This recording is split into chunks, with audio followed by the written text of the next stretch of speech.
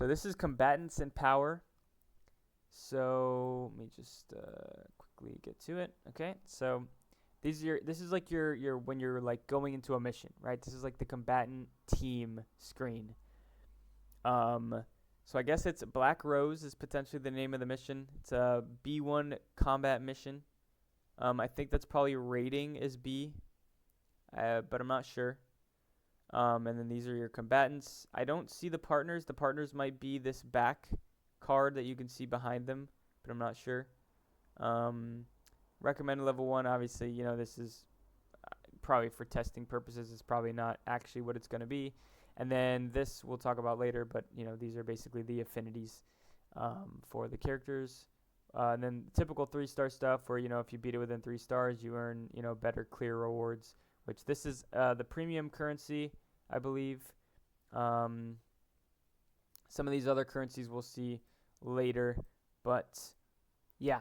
So all combatants each have a class faction attribute. Like I said, this is the attribute. These colored icons here, we'll see them later on. The class is right here: Striker, Hunter, Vanguard, Psionic, Ranger, and Controller, which basically just affects like their starting stats without weapons, without leveling, without anything. Like that's just their base starting stat based off their role.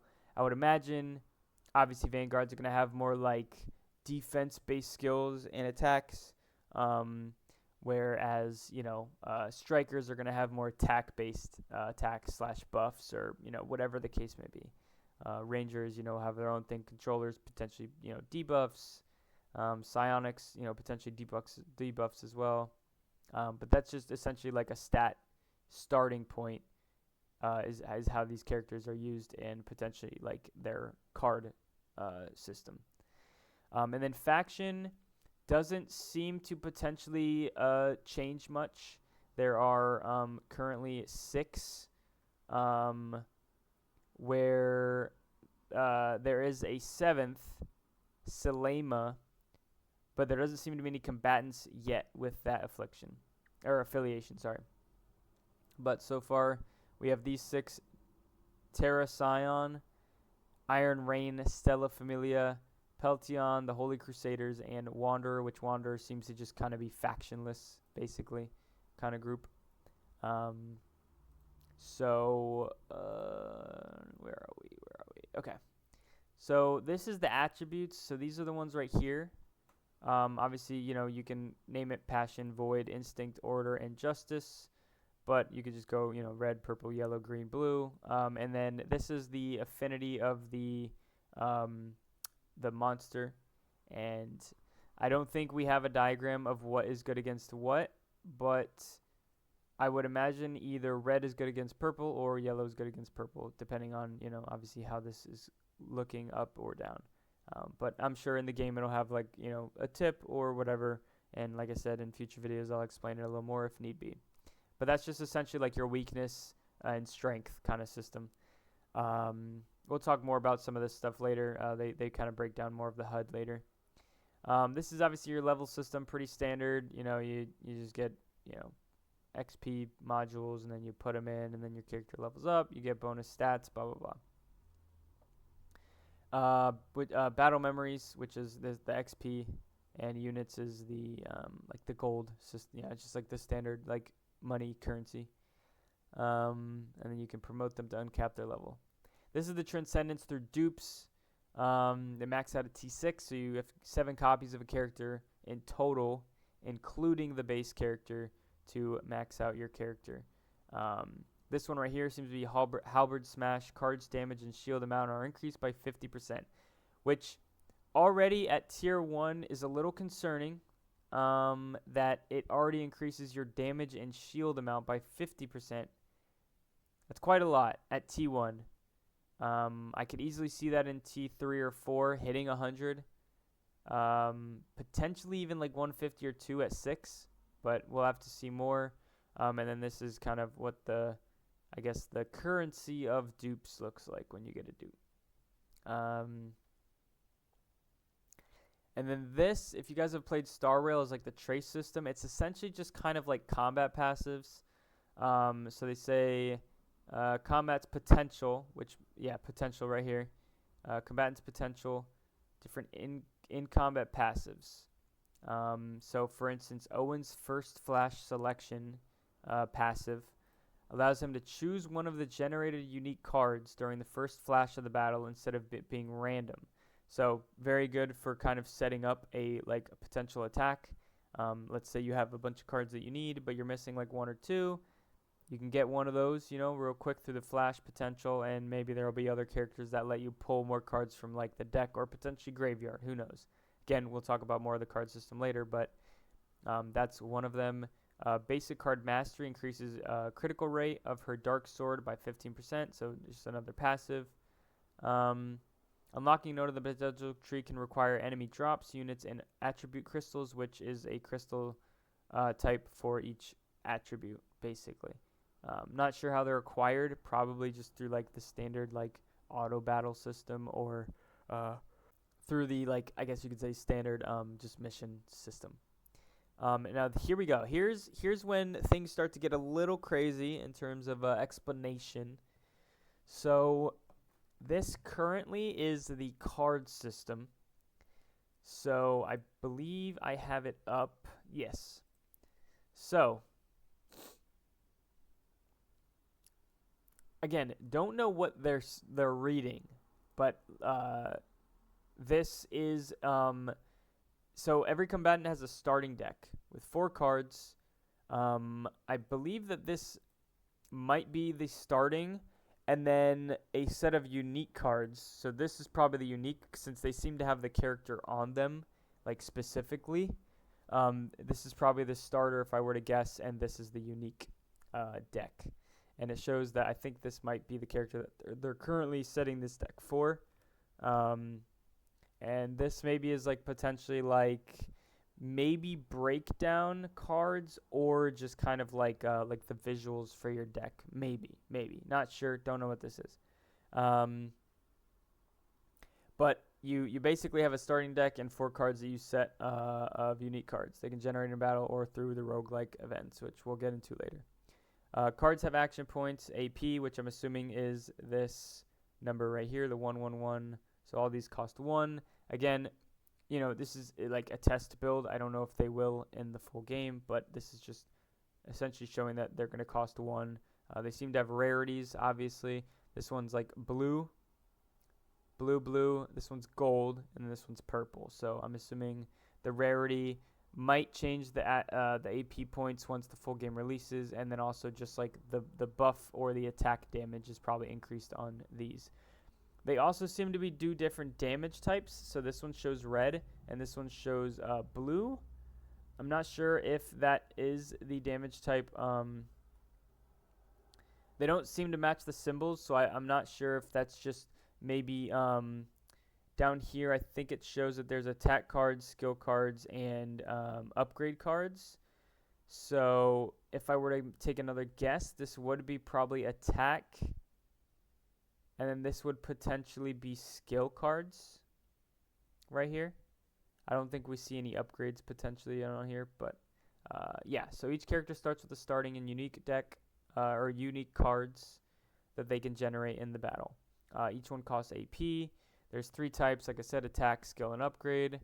If you've played Slay the Spire, apparently they're very similar to attack, skill, and power cards.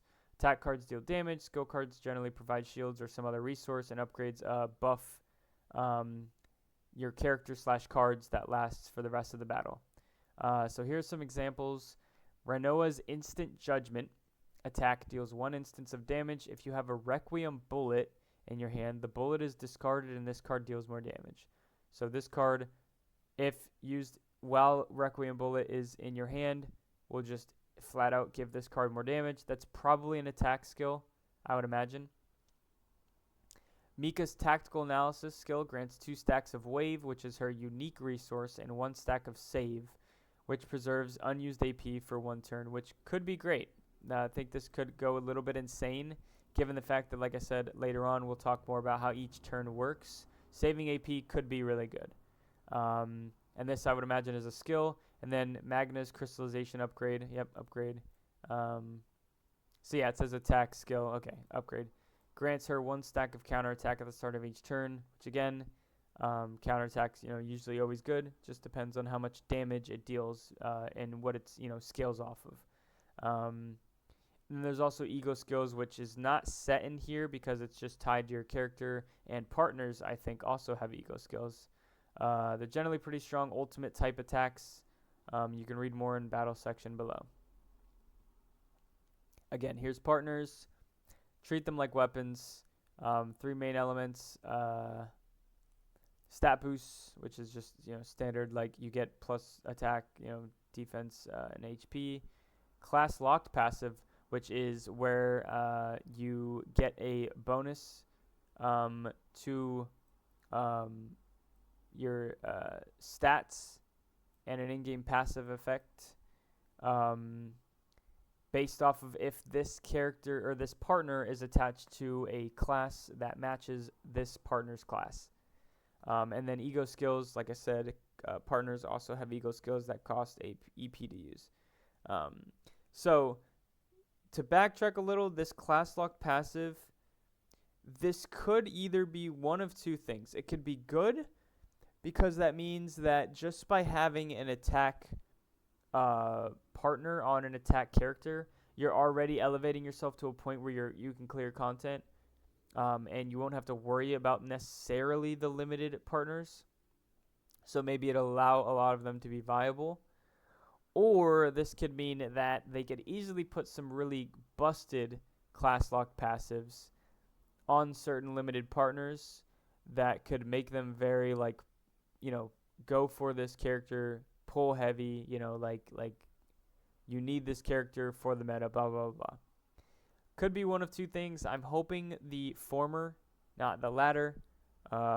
I'm usually free to play. I don't really make a lot of money yet off of streaming and stuff, so I can't afford to do it. But for the people that are whales, this could be great for them, or the people that are free to play, this could be great for them. But we'll have to see. Only time will tell. Obviously, you got dupes for them, so you can increase the stats and the passive bonuses, which is another concern of mine with like pulling, because you get better passives just by having dupes, and that could get dicey. Makes your passive stronger. So I don't know. We'll have to see once it actually goes ahead and starts. All right, and that's gonna wrap it up for my ultimate pre-launch guide part 2 for Chaos Hero Nightmare. We still have more parts to go. The next part is going to be kind of more on the combat specifically. Like we just broke down some of the combatants and the partners and the deck system. The next part is going to cover, I guess, like how that gets translated into combat, and how the moment to moment systems are going to work once you're in a mission. I guess quickly, like really, I have not too many gripes specifically about a lot of the actual like combatants and the issues there. My only concern, which is a concern always with a lot of this type of game, like gacha games, is the duplicate system, like the the limit breaking, I guess you can say, of characters. We'll have to see, obviously, once more characters start getting duped, and we start to see kind of what their kits entail. But I'm hoping, like I said, my only I guess concern, and it's not really a concern because we haven't seen anything. It's just, I guess, my potential concern is that if that system is too intense, we might start to see like new limited characters, right? Since none of them come to the standard, start becoming a little bit dupe dependent, and that's when that free to play aspect kind of goes out the window. And I don't want that to happen, but obviously, like I said, we'll have to wait and see there. But like everything else, pretty cool. The card system, the deck system is going to be interesting. Yeah. Without further ado, let me know what you think in the comment section below. If you're new to the channel, a subscribe would be greatly appreciated. And let me know that I'm reaching new people, and like would tell me that you guys enjoy the content. So I'll see you guys in the next one. Stay cool, stay safe, and peace out.